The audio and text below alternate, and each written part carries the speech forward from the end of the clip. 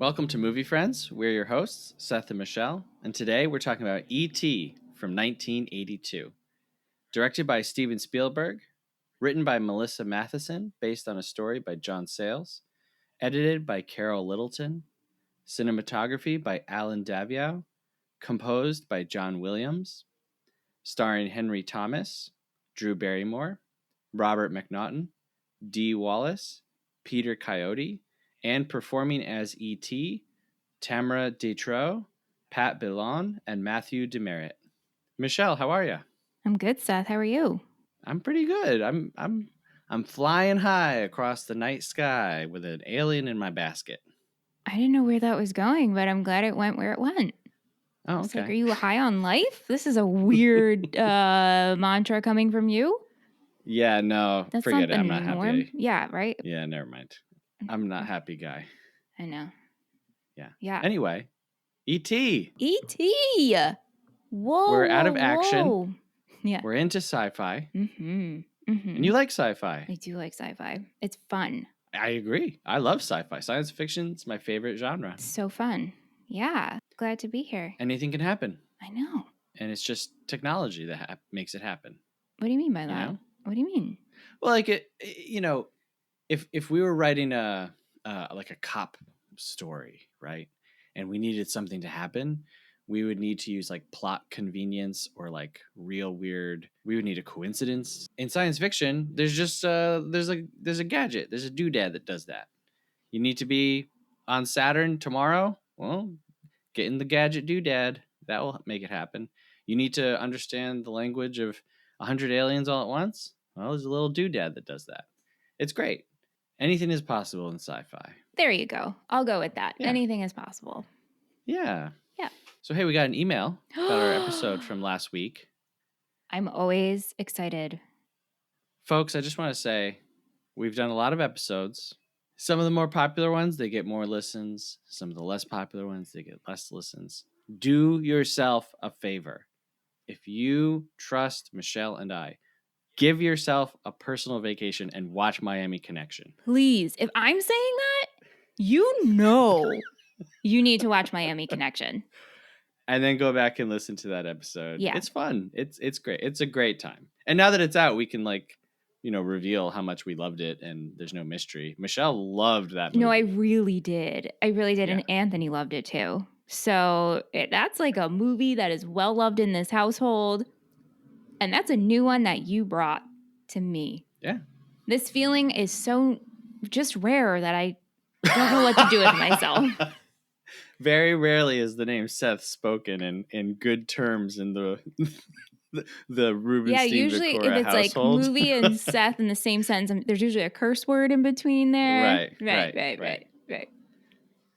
So anyway, we got an email from Ben talking about Miami Connection. Yeah. He says, I love the backstory about this film. By the way, there's stuff that I didn't even mention.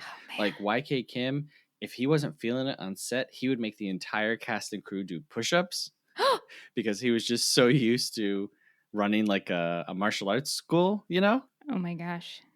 Yeah. Anyway. That's like my worst nightmare. He says, I've never heard someone ask a girl for a kiss, please. I'm so happy that Mitch rated this 5 stars. Schmovie, finally. P.S. I was singing the songs for months after. P.S.S. Decapitated Head Facts. P.S.S.S. BMC AMC. Ha ha ha ha. P.S.S.S.S. The best 5-star review you've ever read. And if you want to hear that review, watch the movie and then go back and listen to that episode. Yes, please. We also have to announce that we're doing a review giveaway. We're on Apple Podcasts. There you go. Good job, Seth. Good Every week job. I've said something different. Yeah. If you listen on Apple Podcasts, if you give us a rating and a review, it enters you into a drawing for a $50 Visa gift card that we're going to be doing December 1st to, just assist in your stocking stuffing, you know? I love stockings. It's my favorite part of the holidays. Well, it's not my favorite part. It's my favorite part of Christmas Day. I can tell you about stockings, but not right now. Okay. I don't know what there's much to say. So, if you've been waiting, sitting around thinking, I'm not going to give them a review yet. I'm going to wait until they pay me for it. Well, Here's your opportunity. There you go. Normally, when Michelle hasn't seen a movie, she would record her thoughts prior to watching it, but she has seen E.T., but not for a long time, right? Yeah, since I was a kid. So there are definitely parts of this movie that I obviously remembered, and they're so iconic. But like the overall story, I was like, whoa, I totally forgot about this. Yeah, I bet you didn't remember Key Guy. definitely didn't. Definitely didn't remember keys. Definitely didn't remember ET imprinting on Elliot. Definitely didn't Yes. realize ET the extraterrestrial. I thought that ET was just his name. Yeah. You know, E.T. actually has a name? Is this a joke? No, it's not a joke. It's not like official, but they did write, Spielberg and Matheson did write like a 9-page treatment, I think, for a sequel. Uh-huh. And in it, they reveal E.T.'s real name. Are you going to tell me it? Do you want to know? Yes. It's Zrek. Zrek? Yeah, Zrek. Z R E K. Zrek. Wow. Not as good as E.T. No, let's just stick to ET. Also Yeah. sounds very like Shrek. Too much like Shrek for me. Yeah. But yeah. Also, did you know there was a Christmas movie? An E.T. Chris? Yes, he Oh, comes. they made like a commercial. Yeah. No, he comes back when Elliot's an adult. Yeah, it's like a commercial for, I don't know, like Sirius Radio or something. Really? I thought it's not a movie. Yeah. It's like I think it's like 9 minutes to 6 minutes, I think. 9 minutes to 6 minutes. Wow, it's going in Yeah. reverse. Okay, cool. I don't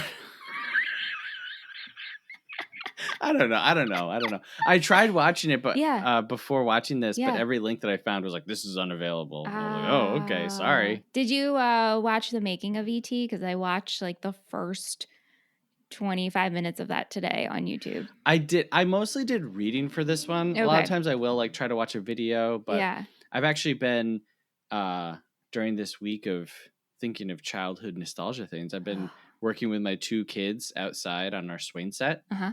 like fixing it up and like souping it up and stuff. That's cute. So, yeah, so mostly just reading. Okay.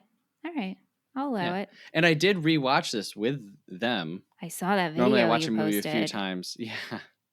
So the first time I watched it by myself, and then the second time I was like, I should watch this as intended with children. It is a kids movie. Yeah. Now, is this the first kids movie that we've done on the main show? I guess so. I mean, is Shrek considered a kids movie? I don't think so. I mean, No child should watch that. Okay. Regardless of, I'm putting your feelings aside. Yeah. Is Shrek a kids movie? Yes. Yeah. Yes. So the answer is no. I was thinking we do all the Ghibli movies. Right.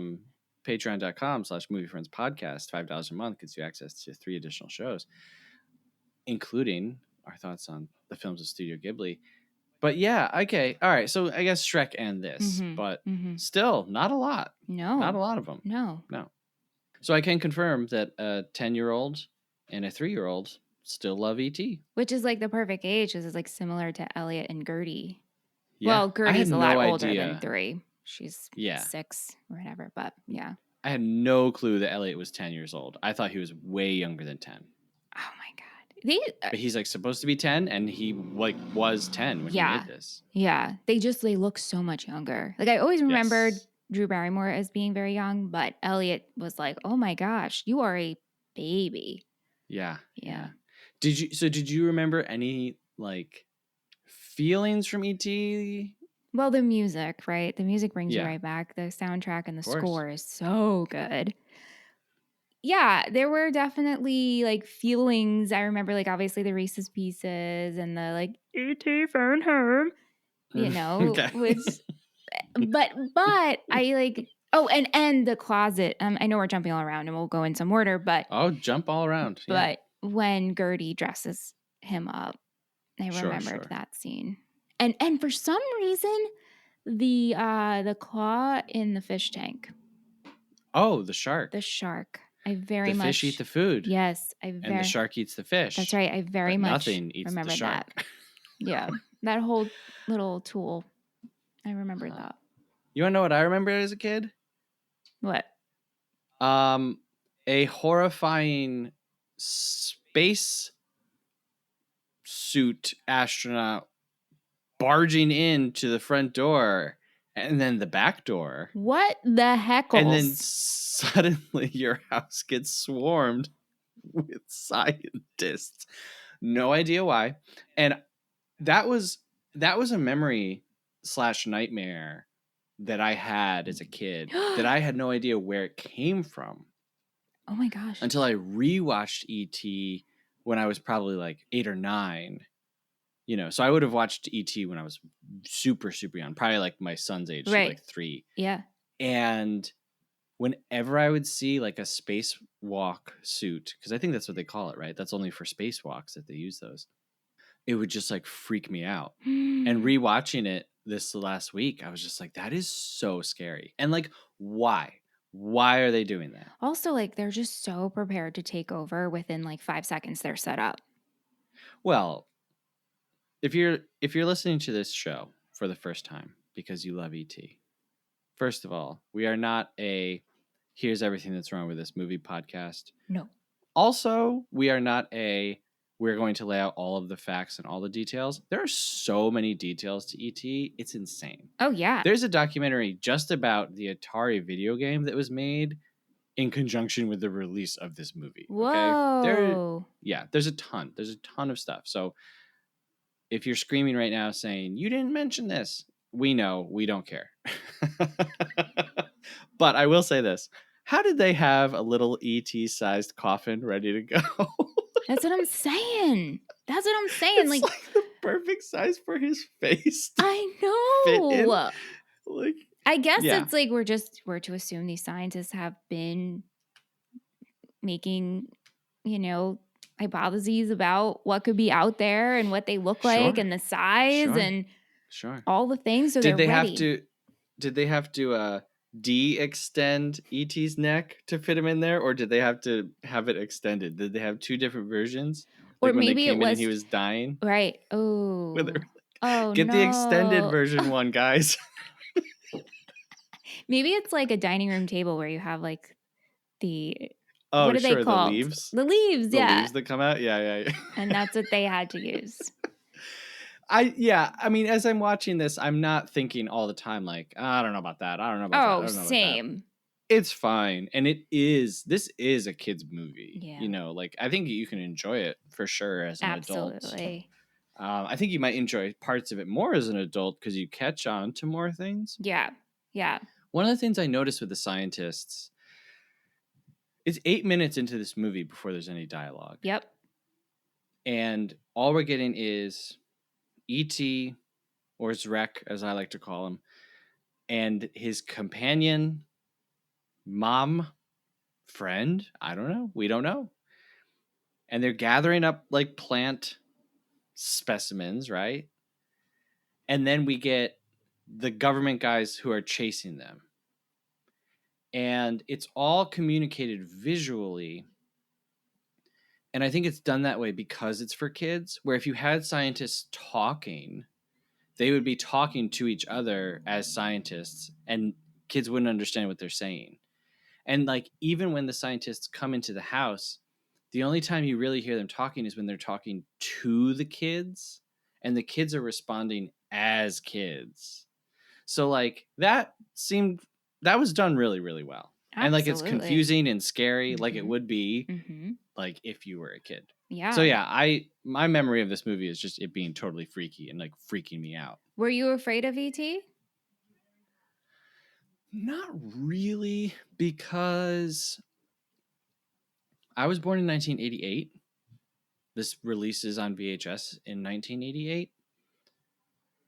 E.T. would have been a figure that I would have been... It just would have been around all the time. Like E.T. t-shirts or books, or I would have always seen that character. He never scared me. No. Yeah, no, I was never afraid of him. I don't know. He's so cute.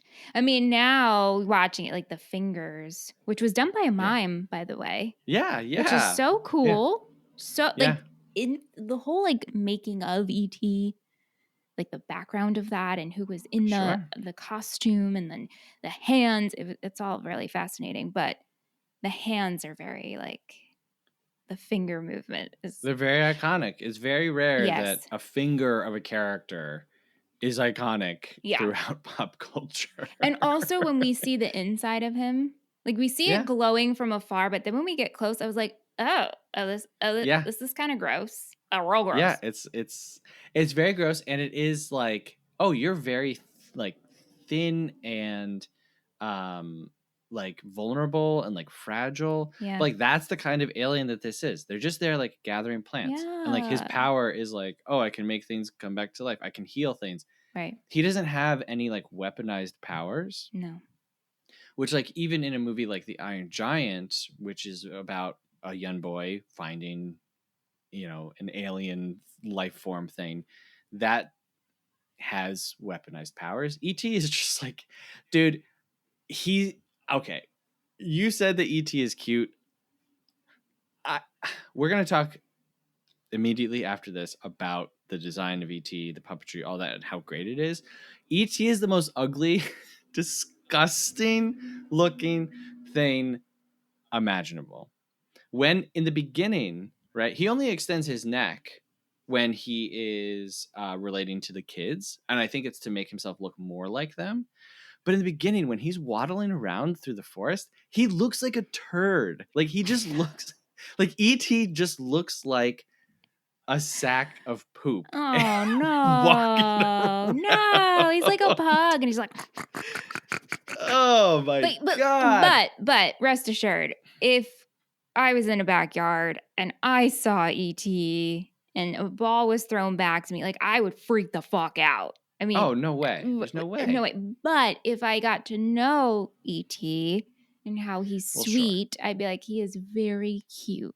He's very Sure. cute.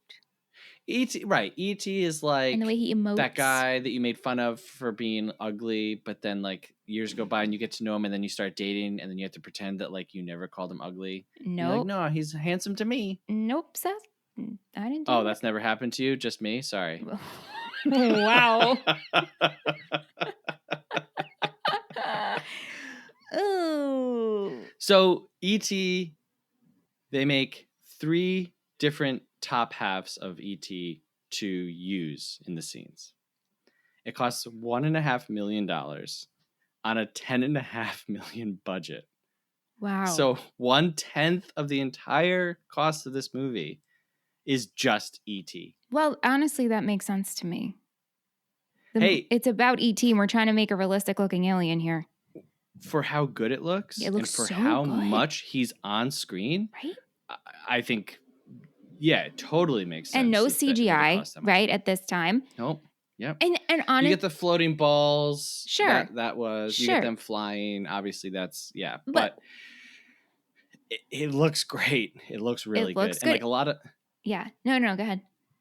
a lot of times in like a monster movie, you want to avoid showing the monster so much because when you see it and you can like really look at it, you're like, oh, parts of this don't look that good, and I wish I hadn't seen. E.T. is all up in this movie, and you kind of just want more. Like you want to see more and more of E.T. So it's not like that at all. Yeah, like his bottom half kind of looks like it's flabby skin, or he's wearing like a skirt. Yeah. Yeah, but for the time and watching it today, I thought it still looks really good. It looks amazing. So it's designed by this dude named Carlo Rambaldi. Mm-hmm. Originally, Rick Baker was signed on because this movie went through a pretty big change. Mm-hmm. It was originally going to be a movie called Watch the Skies, and then I think it was changed to like Night Skies. And it was going to be like scarier. It was about a farmer family who was kind of being like plagued or antagonized by this like group of aliens. And part of the way through filming Raiders, Spielberg is in Tunisia with Matheson because she was dating Harrison Ford at the time.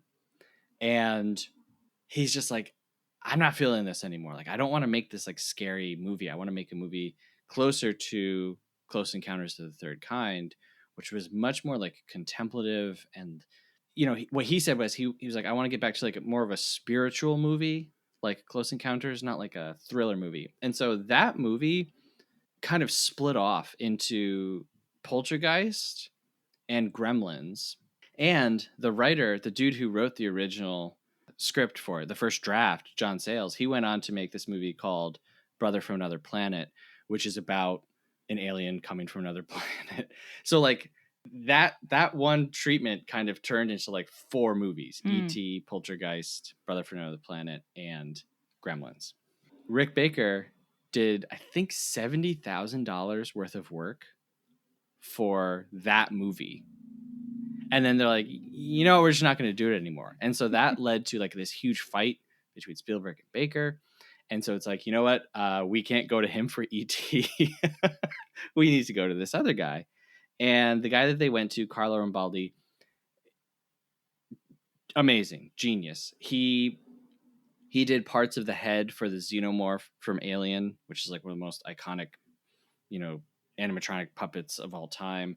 He did the creature from the horror film Possession, which is like one of my favorite horror movies ever. And he did this movie back in the early 70s called Lizard in a Woman's Skin for the horror director Fulci. In the movie, he does a scene where it looks like dogs are being mutilated. It was so realistic that they brought the producers to court and they were going to be sent to prison because they thought that it was real. They thought that they had really done it. Wow. And he had to bring the props into court and show them, like, this is how I did it. This is what it's not real. And that was back in the early 70s. Wow. So this dude is, he's like super, super talented. And like E.T. took 12 people to operate at any time. Have you seen behind the scenes of what it looks like watching E.T. in a scene and watching all the... No. Oh my God. That's what I saw today. How many people are controlling him at a time? It's fascinating.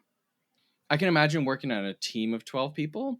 Yeah. But not to do the same exact thing. I mean, like that feels like too many cooks in the kitchen. Like to move his face and like to make him smile and make his eye, like that's all done with like strings. It's amazing.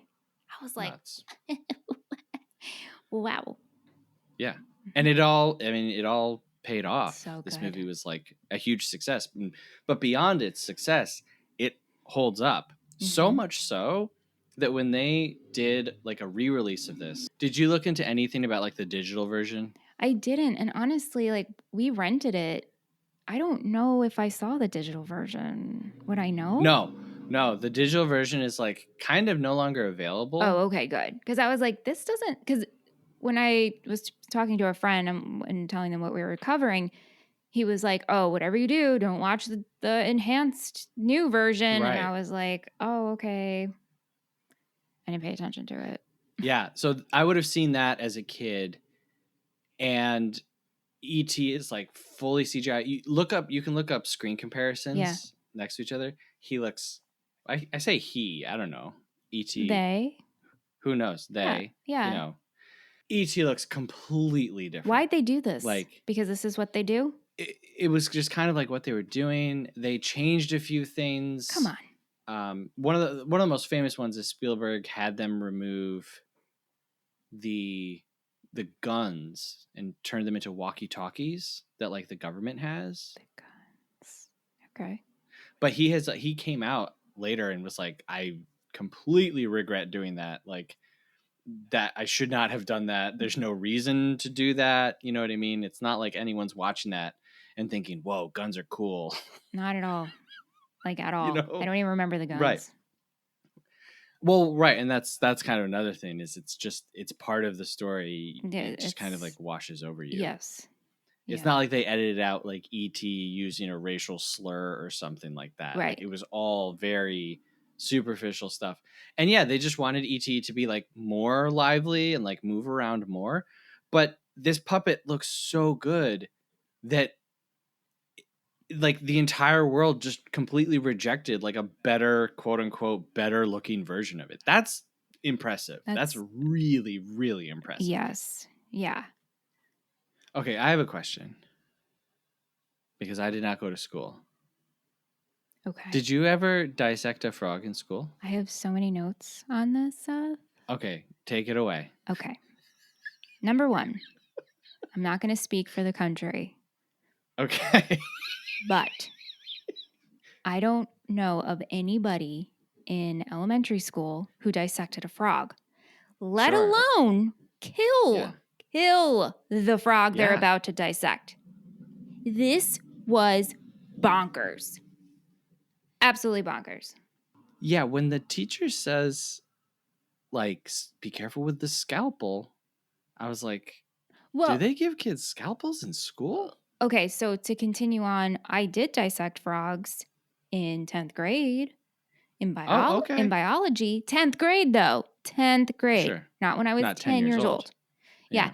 And a lot of people are like, how did you do that? I'm like, I loved dissecting things. I took zoology so I could dissect more. Oh, yeah? I just like seeing the insides of creatures and how they work. I won't eat them, though. What did you dissect? Snakes. Okay. A worm. Okay. Yeah. What happens when you dissect a worm? There's not much going on, I'll tell you that. No, I can't imagine. Very equal sides. Yeah. Another frog. I don't remember what else we did. I just loved it so much. I loved it. But this whole elementary school scene was like, I couldn't believe it. I couldn't believe they were killing the frogs. Yeah. They're like, oh, well, they'll die soon. It's kind of a weird coincidence because I just mentioned that whole thing with that movie. Uh-huh. The scene that they got in trouble for was it appears that they open up a dog's chest and you can see the beating heart. And that's what the teacher is telling them to do with the frogs. They're like, now when you open up the chest cavity, you'll see the heart is still beating. So I was like, that's pretty weird. Like, I wonder if Spielberg was like nodding to that movie. Whoa. Yeah, no. You always just got a dead frog. Got it. And they were bigger and you always had a partner. You didn't have your own frog. When Elliot first brings E.T.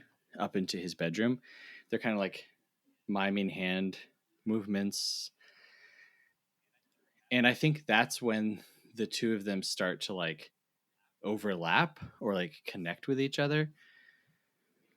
And you get a little bit of it the next day when Elliot is trying to find something for E.T. to eat.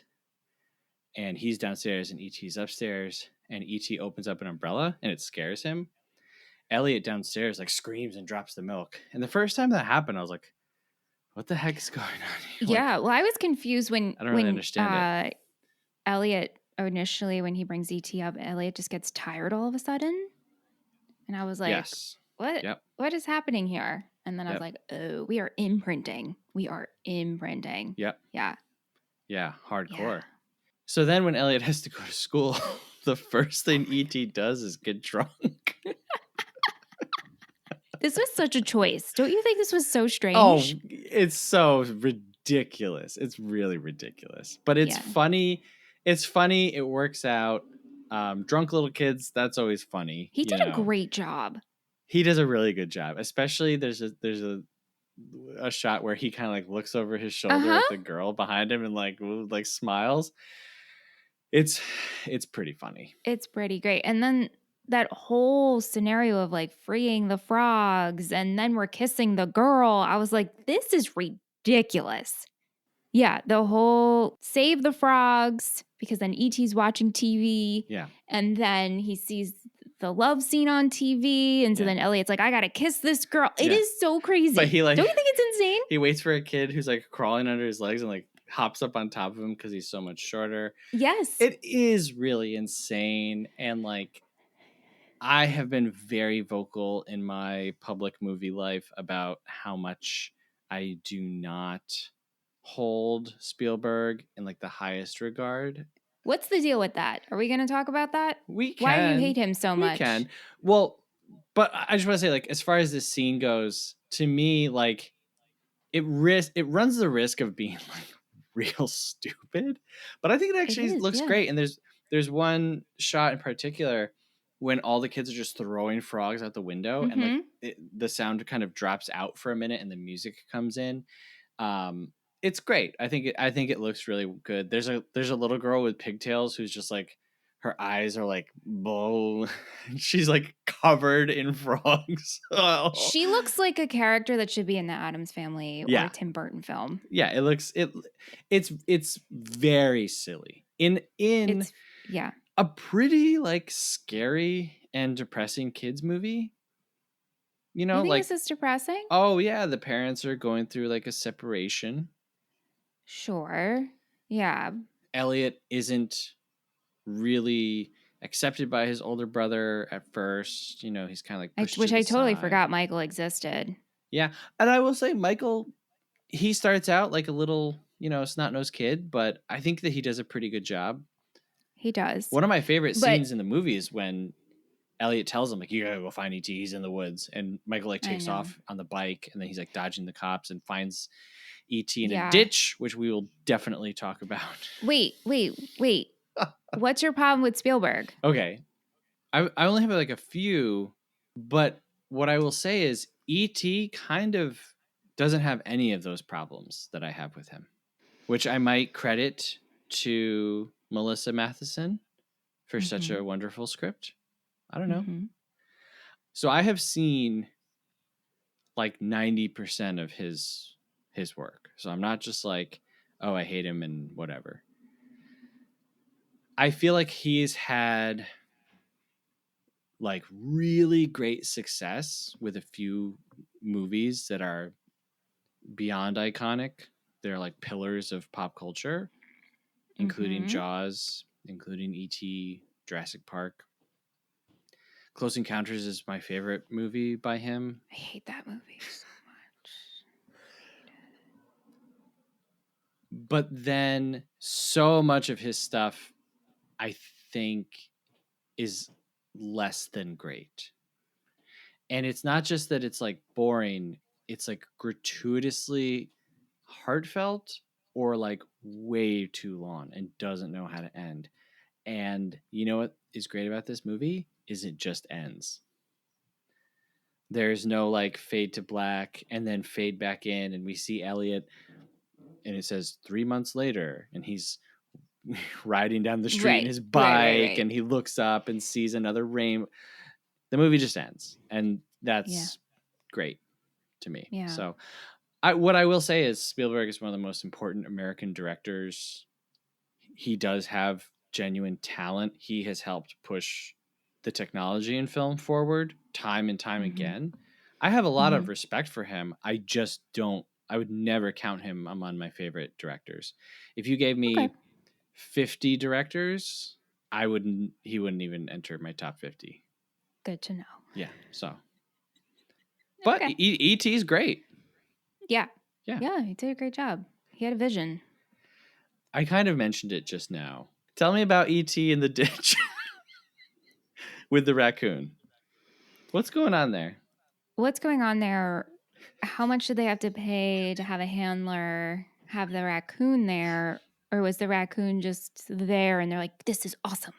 Raccoon went over and smelled right. E.T. Like they just put the dummy in the water and they were like, quick, turn it on, quick, get that raccoon. Right. Oh, this is perfect. Yeah. What the heck? Did you find anything in your research with that? No, I just am so dumbfounded by this moment because I know. Elliot brings E.T. out into the forest to do the whole phone home thing.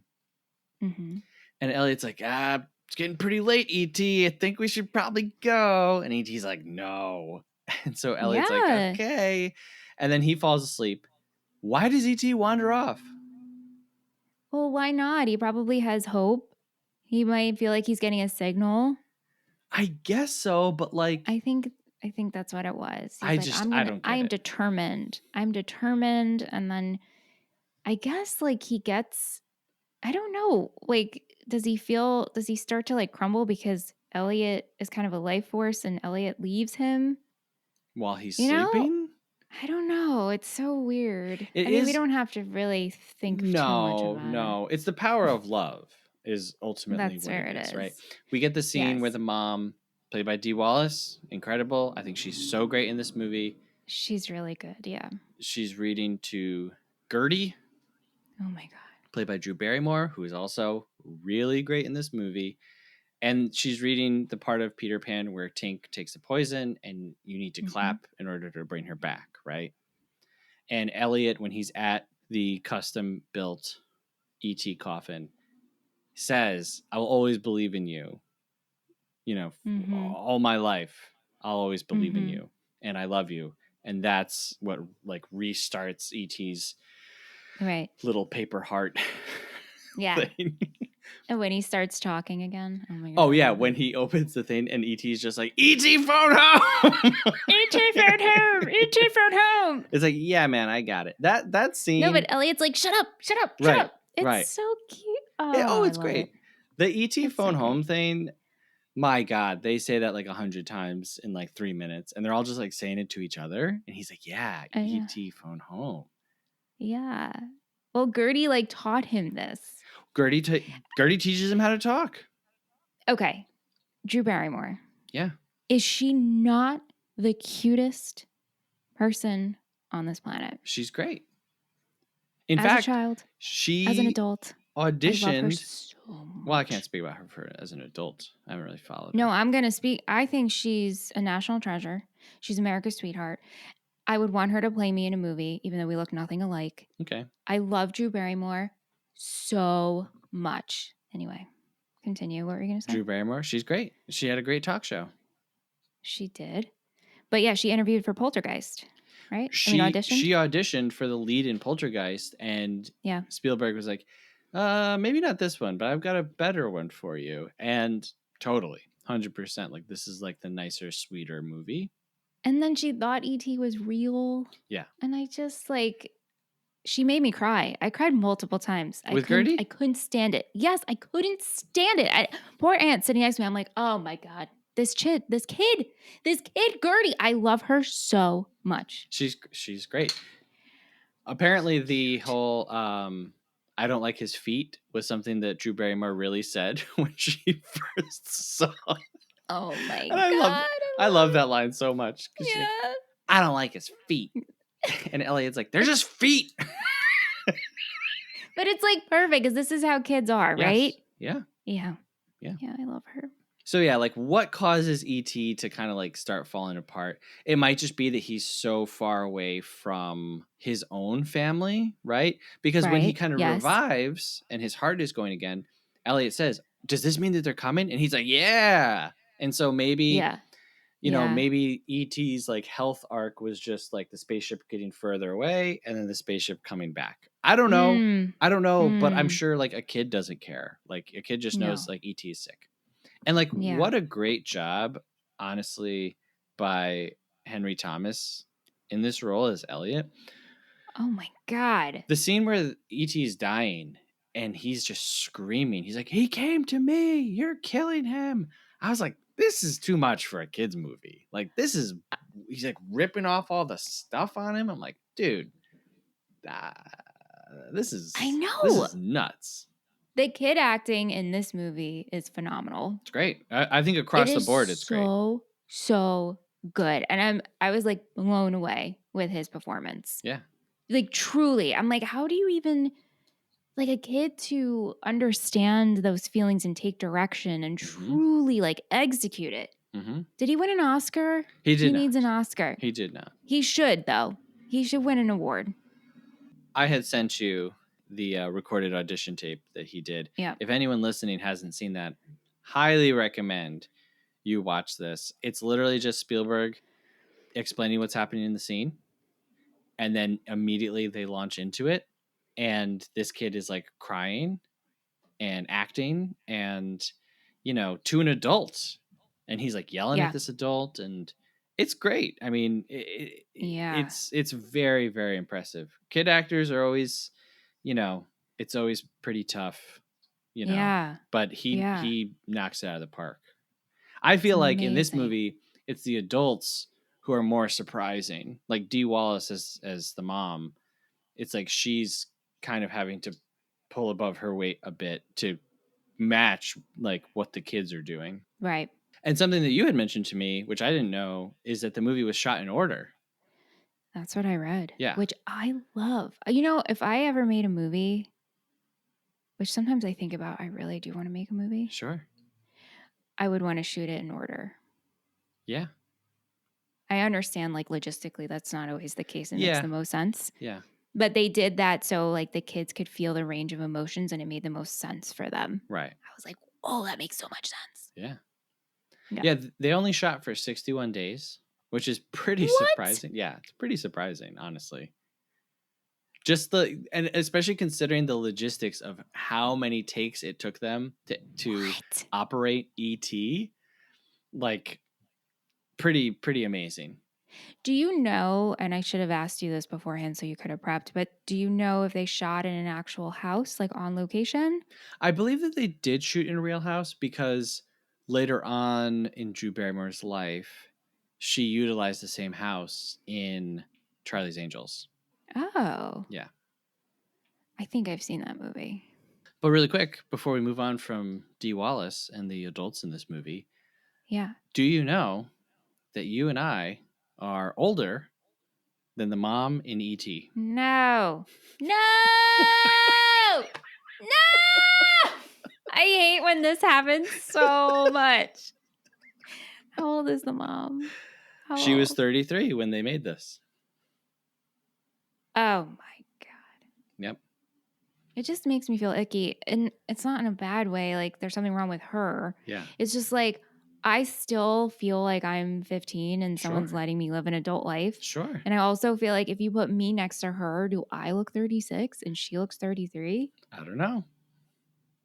It blew my mind because I was like, I'm just trying to figure out like how old is she supposed to be, and I always try to look up the ages of different people anyway. But when I saw that the actress was 33, I was like, wow, okay, all right, I'm older than the E.T. mom. So older than the E.T. mom. Yep. I mean, I always tell myself I'm older than Julie Cooper. So from the OC, no season way. 1. Mm-hmm. How old is she? Also, Kirsten, I think she's like 33. Well, no, in Melinda, I think was 33 when she filmed that. Oh my God! Now that has me reeling. Oh my gosh! Yep. Wow. Mm-hmm. Wow. Okay. Yeah. So rewatching this as an adult, it's pretty wild how much season 1 of Stranger Things just ripped this movie off.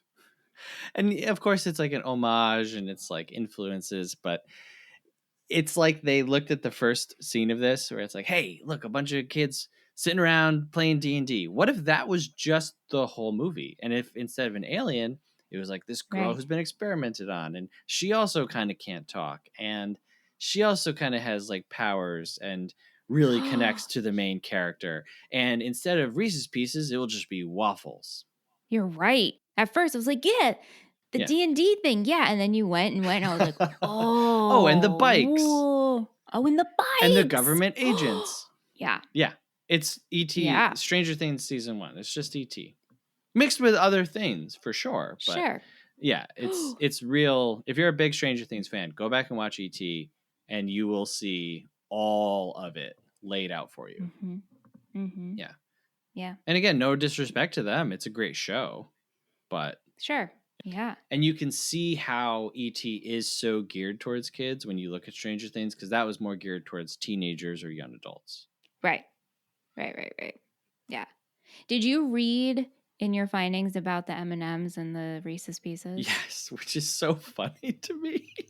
Can you imagine being Mars and being like, oops, wow, we should have went with M&Ms because they originally wanted to do M&Ms and Mars was like, no. Yep. So then they went with Reese's and Reese's sales blew up. Yep. Yeah. If I were a company and someone was like, hey, we want to put your thing in this movie, even if it was in a bad way, I'd be like, yeah, I don't care. Go for it. Put my name out there. I mean, the idea that they didn't want M&Ms associated with aliens is so crazy to me. I know. That is so silly. I mean, hey, this was early 80s. Of course, marketing and like cross-promotional things existed already, but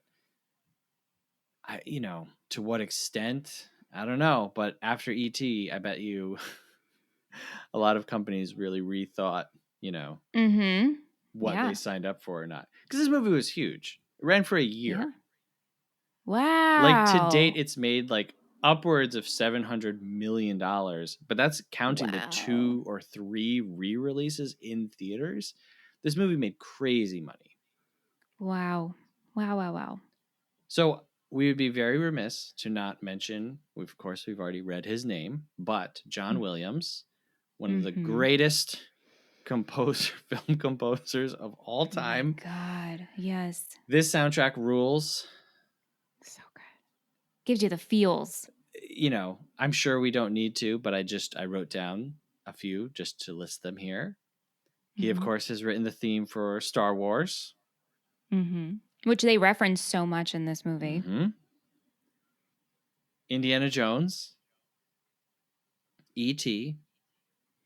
Harry Potter, which is one of I sing ding ding ding ding ding ding ding ding ding ding ding ding. I sing that to myself all the time, just like doing little chores. Why? I love it. I love that score. Oh yeah, no, it's great. Yeah. It's just random. Is it? Yeah, for you? Oh yeah.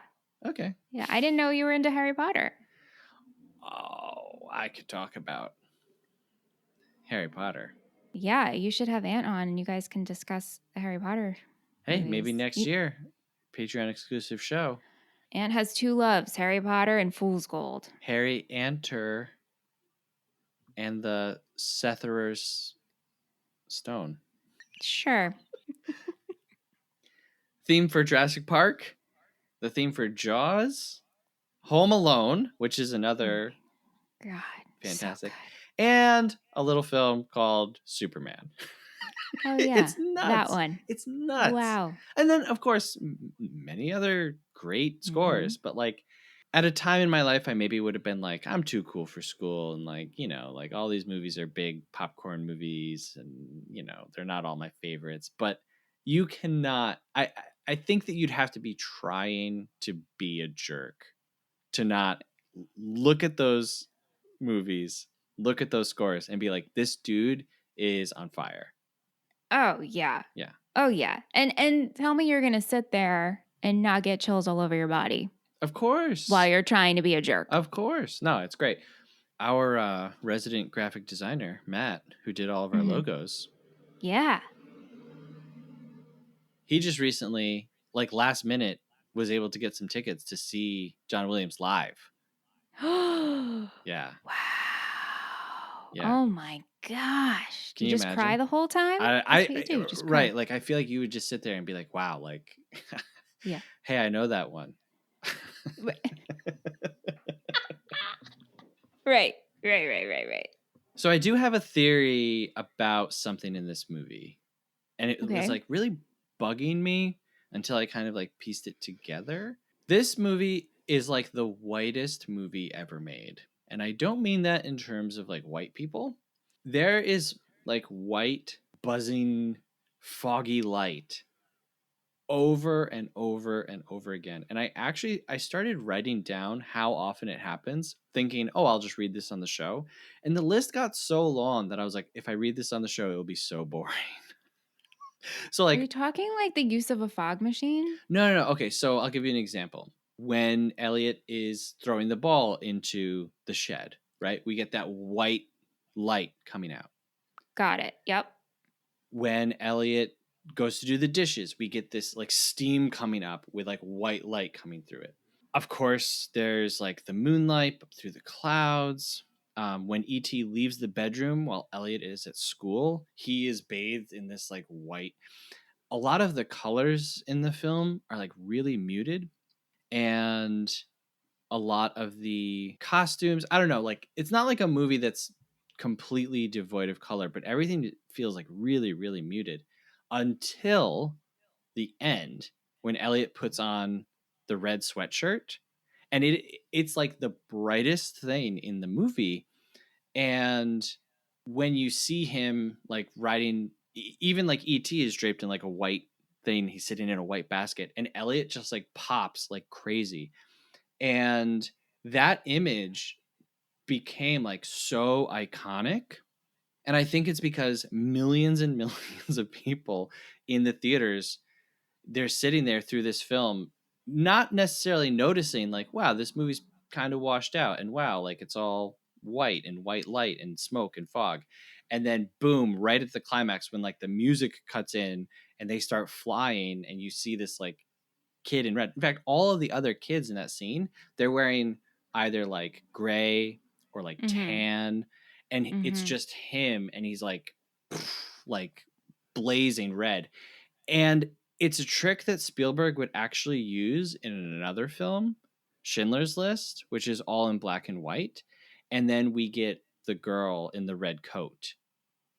Thinking of those two things together, I was like, oh, this has to be on purpose.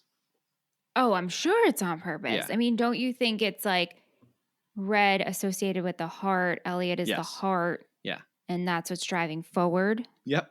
Absolutely. Yeah. Yeah. Yeah, I didn't think about it in relation to E.T.'s like heart thing. Right. But definitely it's them like coming together, and yeah. I love when they all come together and one of the kids says like, "Can he just beam up?" Yes. And they go, "This is reality, Greg." Yes. My boy. It's great. It's so good. Those kids start out so annoying. Okay, they're sending him out to get a pizza that they've already ordered, and they're telling him what to make sure is on it. I know. And I'm like, that's not really how pizza works. No. And then the mom is so mad that they ordered a pizza. Was that a thing in the early 80s? Well, probably like, why you have all this food? Why are you ordering pizza? Plus, like, you're spending money. Pizza rules. Right. If you're having like friends over and you're playing D&D, you're getting pizza. You're getting a pizza. Yeah. What was with the kid in the headphones? Or was that just like the only thing with that is you get a very quick suiting up scene with the kids when he's like, meet us at the playground at the top of the hill, and they all like put their hats on. The practical reason for that, other than like it looks cool, is because they had stunt BMX riders filming those scenes, and so it's easier for them to look like kids if they're wearing a bunch of hats on their head. Got it. I mean, that's fine, but there was that kid who kept wearing headphones. Oh, yeah. But that might just be for consistency, you know? Like, maybe they were like... Right. It would be insane for him to just put on these giant headphones at the last minute. But it's like 3D glasses, guy. Right. I was just going to say. It's like, you got that... his accessory. Right. Every gang of kids has to have one kid who has, like, a weird accessory. Yeah. Yeah. You know, that scene, though, when they all come together and they ride off and we have the red sweatshirt, that was a ride at Universal. And I'm very sad I never got to ride that. I'm so sad, Seth. Like, I don't know why this bothers me, but it just looks so cool. Like, being able to ride that bike, and I would have loved to be the first person. I don't know if that's how it worked, but I want like E.T. in my basket. Right. So bad. Hey, maybe that's a good Halloween costume. You know, a friend of ours for one of our Halloween parties, she came as Elliot and had E.T. in the basket. It was great. She just wore the red hoodie and so good. But I have my Halloween costume this year. Oh, very cool. I got to figure out what I'm going to do. You're going to come, right? And I am. And we get a great little Halloween sequence in this movie. And we love What do you think of the costumes? Elliot's is like, whatever. I mean, it's like, I thought he was like a ghoul. And then his mom was like, he was a hunchback. I know. I was like, I thought he was a zombie. Yeah. Well, then she's like, Michael, you can't go as a terrorist. Right. Like, so instead he goes as hobo with a knife through his head. So good. Right, which E.T. keeps trying to like help him because he's saying ouch, because Elliot had cut his finger and E.T. heals it and he says ouch. And that comes back around in a great way at the end when, again, we're kind of communicating without words here because we're talking to kids.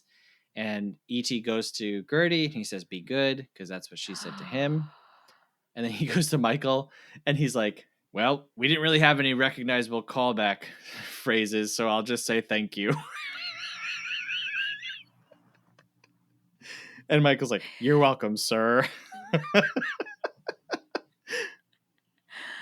Oh my God. When Gertie kisses E.T. on the nose, I lost it. Yeah, it's great. And I'm not being dramatic. I really was like crying. Yeah.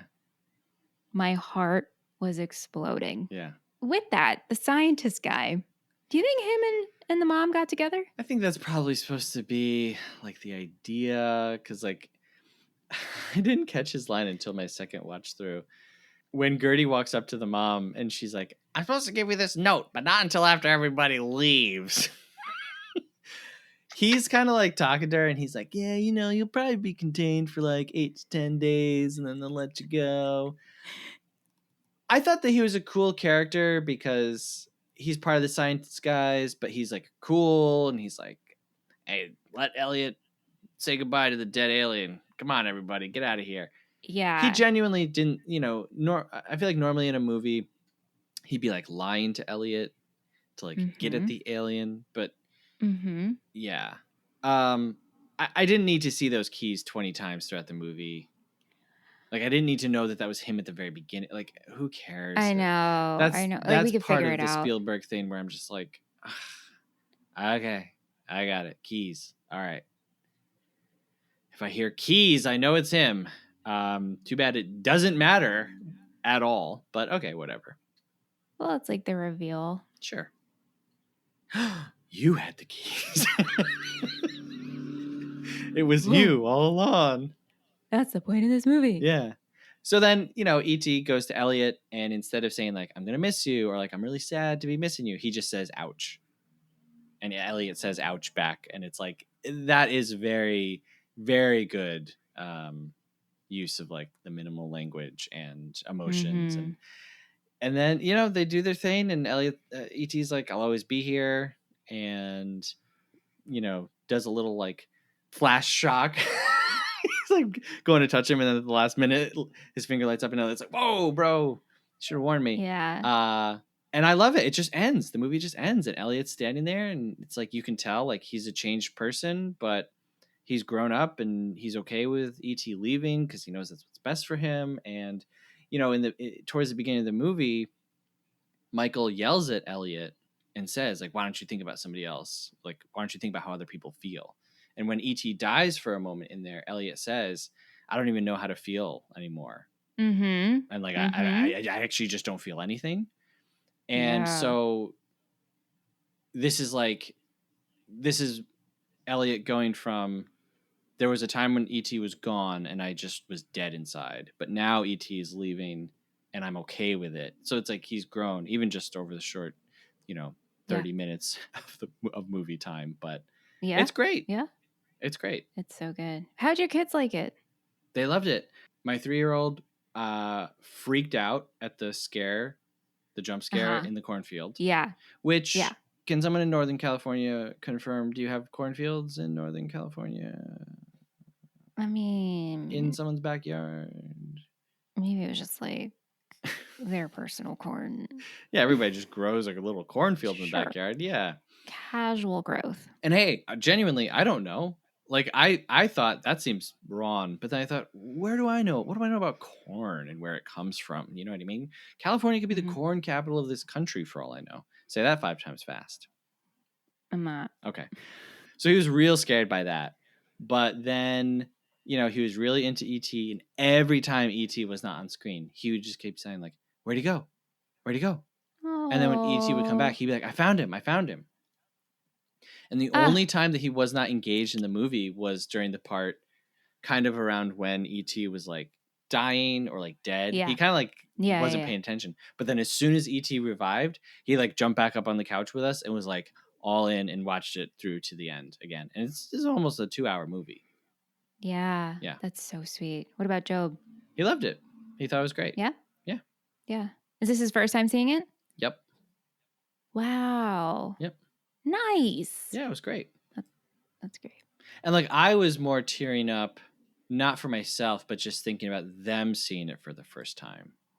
Yeah. Yeah. I get that. Last thing, how do you feel about this ET spaceship making a rainbow as it leaves? I'm okay with it. Yeah? Yeah. Okay. I've accepted all the things. Okay. Yes. I don't know why I can't accept that. Like, I can accept that this alien is here, and then it looks like a walking turd, and, all of this different stuff happens. You don't think he's like a little Jabba the Hutt more looking than a turd? He might be. He's not a turd. He's like a pug. Even though he was like inspired by like Einstein and a couple other people. Yeah, I saw all that and I was like, wow, what a weird. I would not feel good knowing that. Like a love child. If you take these 3 people and put them together, you get E.T. Right. Yeah. But yeah, I don't know why it doesn't like bother me. Like I'm not like that's dumb. I just didn't really need it. But anyway, I can let the rainbow go. That's okay. Okay, good. Yeah. So some quick facts about this movie. This movie had surpassed Star Wars to become the highest grossing film of all time. Whoa. It would hold on to that record until Spielberg would beat it himself with Jurassic Park a few years later. Okay. So budget was like 10 to 10.5 million. In its initial run, it makes 619 worldwide. It's got a 99 Rotten Tomato, 3.9 Letterboxd, 92 Metacritic. This was entered into the National Registry in 1994. Ebert gave it 4 out of 4. It's pretty much like a universally loved movie. Good. As it should be. As it should be. So we reached out to some friends on Twitter to ask them what they thought. Josie at the other JB, which I think maybe is Jack Black. I don't know. I always refer to my aunt as JB. As who? Who? JB. No, who do you refer to? My aunt. Oh. Not Anthony, but my Aunt Janet. Her last name is Bosselman. JB. And you call your aunt JB? I have, on occasion. I'm going to be like, yo, OV. What's That's up? right. Okay. Wow. There you go. So Josie says, I actually saw this for the first time last year when it returned to theaters because it was 40th anniversary last year. So it was like an IMAX. Mm-hmm. Not sure how I spent most of my life without seeing it. And it was in 3D and it was just so good. I laughed so much that people were staring. And then she does the sweating emoji, the heh heh. Uh-huh. You know, I love that one. Uh-huh. Yeah, it's good. Michael at Michael Lee Louie 4, our friend from Wales. He responded on Twitter and Instagram. And so I'm kind of combining the two. A double whammy. Yeah. He says, my father took me to see this when it first opened, which resulted in me having quite a lot of memorabilia as a child. I think this was my first cinema experience, too. And I think it was for a lot of people, honestly. What a great experience. I know. First, I mean, this movie played for a year, so you've got a large group of people where this could be their first movie. Right. Loved it as a kid, not so much now. When E.T. turns white, he reminds me of an old dog's turd.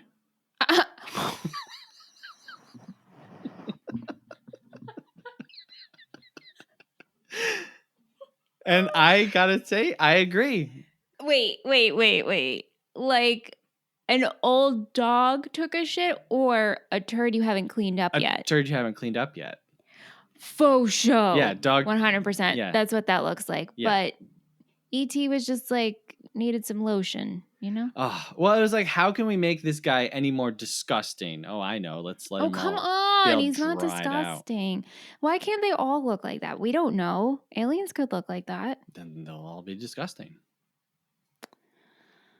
He's so cute. Betsy, good friend Betsy, co-host of the Never Seen It podcast with Betsy and Trent, at Gorm_Betsy, said, if you found an alien in your backyard, what candy would you give it? Oh my gosh. Well, honestly, probably the old maple suckles I have. Okay. I don't love them, but that's what's in my house. I'm thinking like what I have in my house. I think I'd throw an Oreo at it.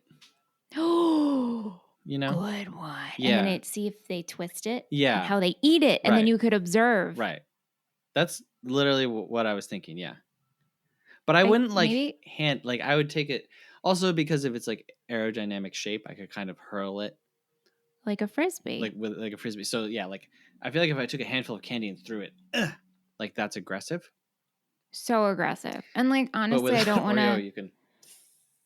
Yeah. And like, what a good introduction. I don't really want to feed the new alien these old maple suckles. Do you call hard candy suckles? No one has ever said that before. No. Oh, That's just me then.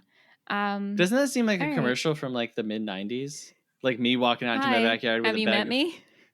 No, the Oreo thing. Oh, Like you oh, walk out into the oh, oh. backyard with a big thing of Oreos and you see an alien and you're like, psh.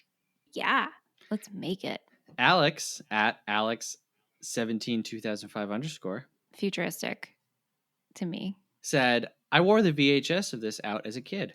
Anytime my family recalls me loving movies from a young age, E.T. always comes up. I remember the chase scene near the end being my favorite part of the movie. There's something about John Williams' score that would exhilarate me. This, to me, is one of the, if not the best score of John Williams' career, which is quite the claim considering all the ones that we just said. But you know what? It is great. Like it's really great. It's so good. It's so good. As an adult, I cry every time at the end, even if I do get a chuckle at the fact that Elliot scolds his dog to get off the ship's ramp, which is such a weird... It's similar to the raccoon part where it's just like an animal. It's like, get out of here. Yeah, because it's not necessary. No, and the and it's dog just... and when the dog was there, I'm like, wow, so the dog went in the car, huh? Yeah. But you had to have an animal trainer do this. You had to pay. Yeah. Not necessary. I was like, oh, the dog's going with E.T. I thought that for a second too. But then it's like, nope.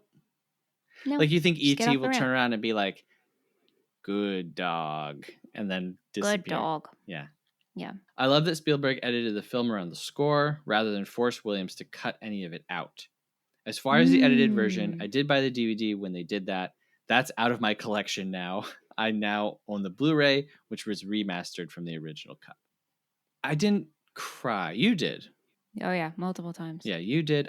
I didn't cry. I didn't try not to cry. I didn't try to cry. I let it happen, but I definitely teared up. So I'm with you on that one, Alex. Felicia, who, by the way, has a new podcast, Seeing Faces in Movies, and I just guest starred on it, talking about French film by one of my favorite directors. Whee!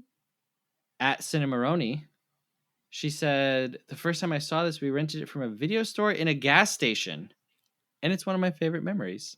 That's great. Do you remember when great. There would just be video rentals like everywhere? Yeah, and then Redbox became a thing. Yep. Sean Shank, good friend and patron. Sean Shank. At Tyler _ Burnham said, if E.T. came to Earth in real life, what do you think his likely fate would be? Eating Reese's Pieces and going on flying bike rides? Or something else? Well, I want it to be that, Sean Shank, but it's not great. Yeah, but you know what, though? They kind of revealed the aliens were real a couple weeks ago and no one cared. So I know. Maybe it would be. I think it depends on who discovers him, who speaks up. You will be so happy if we get the first photos of real life aliens and they look like E.T. I would be so happy. And I will be disappointed. What do you want them to look like? I don't know. Anything. Why do they have to be scary? This? Why do they always have to be portrayed in this horror genre? Not horror, but why are they always seen as negative? Why can't we maybe they're just friends trying to gather natural material. Let them be. I would like a wispy alien. Maybe something wispy, that doesn't... a ghost? Yeah, maybe something that doesn't even have a body. It's just steam. Like the ghost in Muppet Christmas Carol who scares the crap hole out of me. Yeah. No. I would take a frog alien. I love frogs so much, so that would work. E.T. looks like if you took a cosmic brownie and half chewed it and spit it out. No. I disagree with you. Bill Paycheck at Bill Paycheck. What is Bill Paycheck's deal? I'm a big fan. He's been following the OC. With the OC. I know. Yeah. I appreciate their commentary. Yeah. Who is this guy? Yeah. Hey. Bill Paycheck. And then...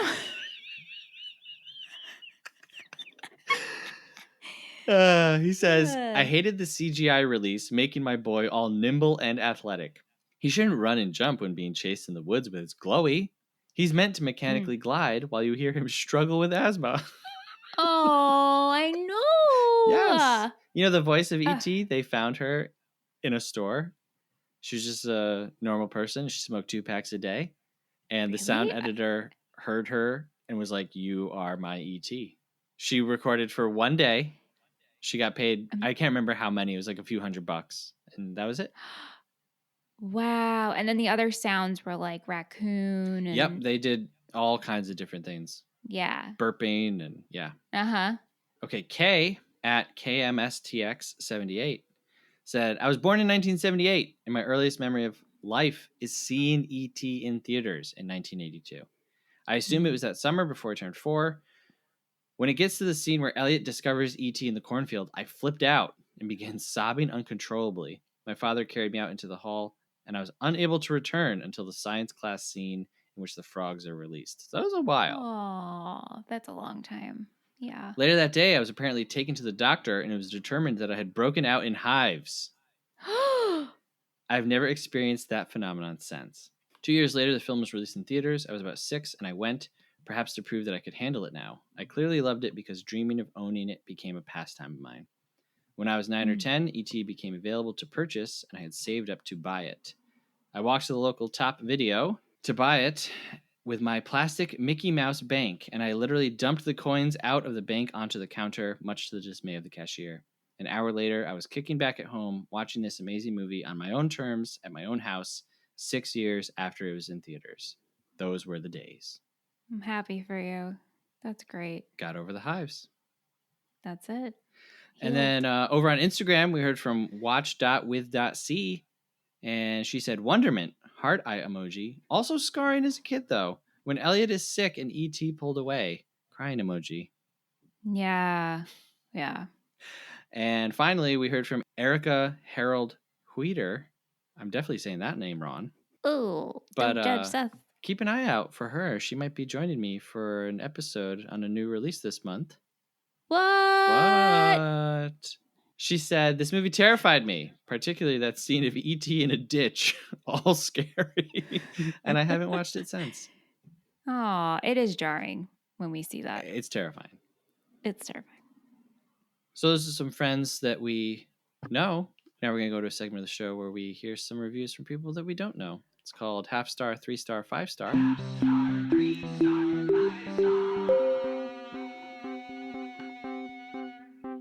All right, so these are reviews from letterboxd.com. We start with a half-star review, which is the lowest that you can rate a film, and we go all the way up to a 5-star review, which is the highest that you can rate a film. And I'm going to read this half-star in the voice of E.T. Yes, I was hoping this was going to happen. And really quickly, I just want to say almost all of the half-star reviews that I read, and I read a ton of them, had to do with how people haven't rewatched the movie in order to rate it. It just scared them as a kid. Ugh. So they were like, this movie's scary. I hate E.T. Like a ton. If you want to be angry, go read the half-star reviews on E.T. Okay. I guess that's how I would be with Chucky. Possibly the worst movie I have ever seen. Such a cash grab. Spielberg tries to squeeze out every drop of emotion from the viewers with horrible acting performances and characters. A ridiculously overused score, and with E.T., who is meant to be adorable, but is more like a gross old man living with children. Half-star. Michelle is shocked right now. Not as cute?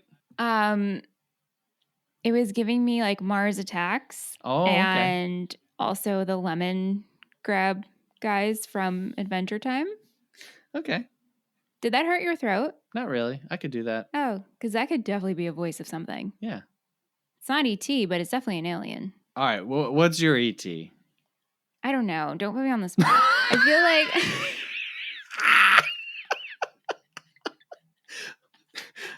All right, I'm going to judge that voice that was done on the spot. I didn't think about doing E.T. voice literally until I got to here, and I was like, really? I was it. hoping. I was going to text that to you and be like, hey, heads up. Right. I want you to do this. No, I feel like every time I try to do E.T., it almost becomes Yoda. Sure. E.T. Now I'm like emulating you. Right. Elliot, Phone home. Elliot, phone home. Yeah. No, got it. It's tough. It's tough. You got to smoke 2 packs a day to get there. 3-star review says, so after I finished this, I read a conspiracy theory that speculated that the dude with the keys on the ring is Elliot from the future. And the more I think about it, the more it makes total sense. And now I can't sleep. How does it make sense? I don't know. So that means the future Elliot was watching young Elliot as E.T. goes on the spaceship? He knows where the spaceship lands the first time. Wait, is Key Guy the guy who ends up with his mom? Yeah. They just so happen to pull up where E.T. was. That's fine, but what I'm saying is like Elliot is trying to get with his mom. Oh, okay, wait, I didn't think about that part. Maybe he's not. Maybe he's just being friendly with his mom. Unless we're doing like Back to the Future things. Whoa. Now I can't sleep. 5-star review says, probably the film I've watched the most in my life. This was the movie that taught me that films can be more than just entertainment, that they can make you feel truly powerful emotions. This film has been with me all my life, and it'll probably be there for the rest of it. Aw, good one. All right, so this isn't a first time for you, but Michelle has a rating system, which is a schmovie movie film. What are you rating this movie? Do you recommend it? Would you watch it again? Take it away. Yes. Okay, so this is a movie. Okay. I'm rating it 4.5 stars. Wow. I absolutely would recommend it. Everybody should watch this. It's so nostalgic. I really now want just like a little ET around me. Just like dee, dee, dee, dee, dee. Mm-hmm. I don't know how I'm going to incorporate that into my life and home decor, but I don't know. I had these thought like getting one just for Halloween and kind of like making them animatronic, right? Sure. Or if I just get one that can stay out all the time, or maybe I'll just get like an ET t-shirt. Maybe an ET sticker. I would love that for my project, which you got me 2 stickers. Yeah. Hey, if you want to in my send mailbox. Michelle an ET sticker, let me know, and I won't give you her address, but I'll make it happen. Yeah, or I can just give you my P.O. box. Oh, okay. Go ahead. Yeah. Yes, sticker me. I love stickers. What's the P.O. box, Michelle? P.O. Box 553, Center Reach, New York 11720. All right, send Michelle a sticker. She will scream, guaranteed. I will scream, and I'm making which was funny about this is Seth was like, "Hey, Jean dropped 2 stickers in, or not 2, but has stickers for you, putting them in your mailbox." I was like, "What?" And then I was like, "Do you know about my project?" I didn't. And I'm taking all my stickers and I'm covering a table, and then I'm going to laminate it, and it's coming out good, right? Yeah. Doesn't Everybody it look cool? loves a sticker table. Do they? Especially if you put ET on it. Yeah. Also, I think it's kind of like you feel like a kid where you're not supposed to put sticker on furniture. Oh, yeah. So you're getting like that, like just real good feeling. So you know how I mentioned earlier that I've been like kind of fixing up the swing set in the backyard? I put a new bench and like table on it. And we get it on there. The kids eat lunch out there. And then my son's like, can I write on this? Can I like draw on this? And I was immediately like, yes, you can do whatever. You can draw. Yeah. The whole thing. I don't care, man. Have at it, kid. Yeah. Because like you never can do that. Okay. What are you doing? What are you rating? So I think that this is a movie. I think it's darn near a film, to be honest with you. If I was gonna pick like a real, I mean, as far as kids movies, this is as close to a film as a kids movie gets, if you ask me. But okay, I'm going with a movie, and I'm gonna say 4 stars. Nice. And I will say that is a 4 stars from my memory of it being like a 3-star or less.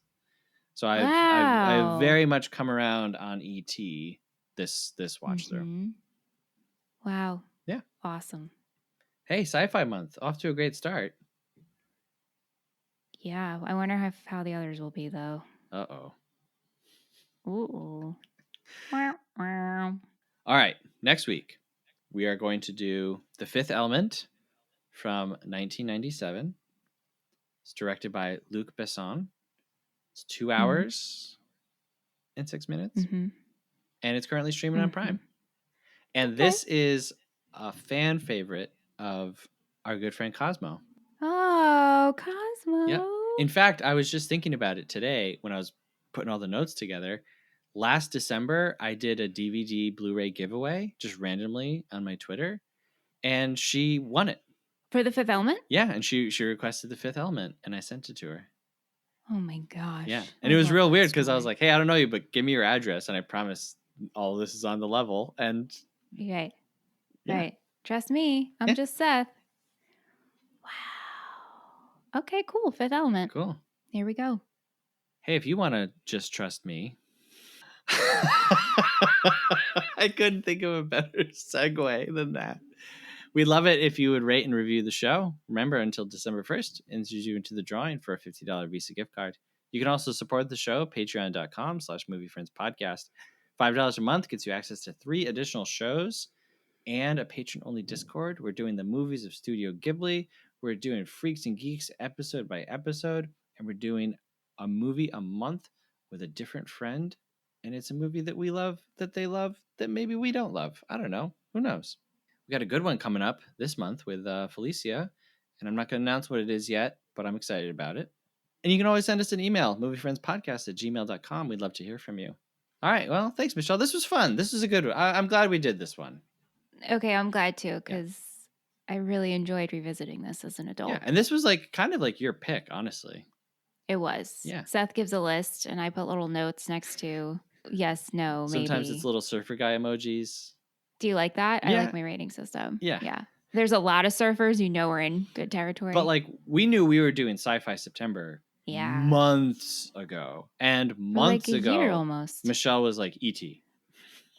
Yes. Yes, like, please. Okay. So good pick. Gotta do it. Yeah. Yeah. All right. Thank you very much for listening. Till next week when we're talking about Fifth Element. We'll see you then. Have a good one. Movie Friends is produced by Seth Vargas and Michelle Rubenstein. Music by Anthony Vicora. If you like the show, please subscribe and give us a rating. It really helps us find new friends. Thanks!